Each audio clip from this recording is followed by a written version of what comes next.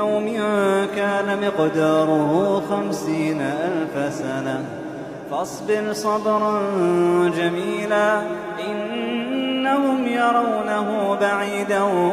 ونراه قريبا يوم تكون السماء كالمهل وتكون الجبال كالعهن ولا يسأل حميم حميما يبصرونهم يود المجرم لو يفتدي من عذاب يومئذ ببنيه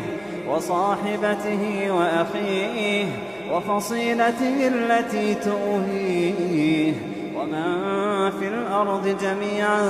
ثم ينجيه كلا إنها لظى نزاعة للشوى تدعو من أدبر وتولى وجمع فأوعى إن الإنسان خلق هلوعا إذا مسه الشر جزوعا وإذا مسه الخير منوعا إلا المصلين الذين هم على صلاتهم دائمون